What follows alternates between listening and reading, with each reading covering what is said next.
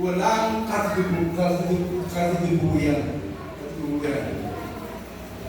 The Bible says in Galatians chapter 6, verse 10, sabi sa Galatians chapter 6, samantalahin natin ang lahat ng pagkakataon sa paggawa ng mabuti sa ating kapwa.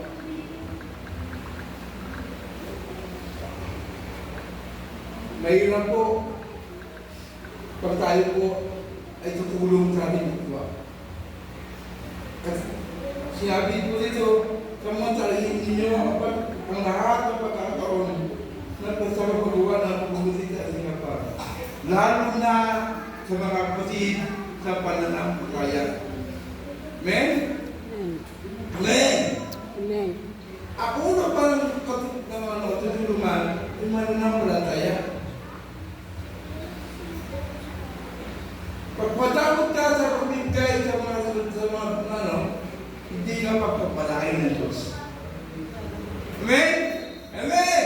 Amen. We know that this earth is full of fear. Takot, anxiety, angry, worry, problem, wars, disaster, storm, and many others. Lahat po yan nagaganap sa ating mundo.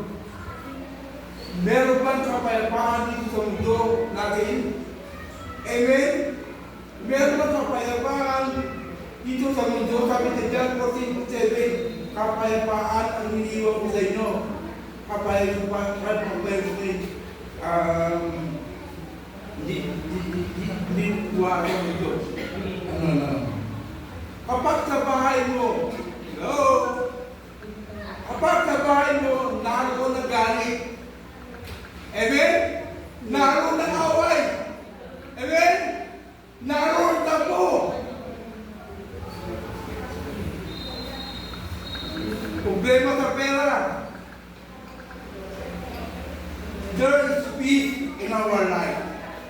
2,000 years ago, the Lord speaks to the temporal people a good news, a buting balita, comes from heaven to bring joy to all mankind.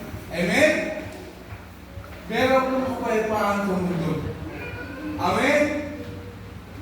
God knows kung ano ang tunay na magbibigay sa tao ng tunay na kapayapaan.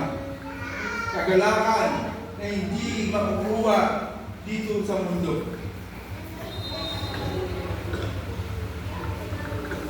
Ang kapayapaan ba yung makukuha sa kayamanan? Hello? Pero isa na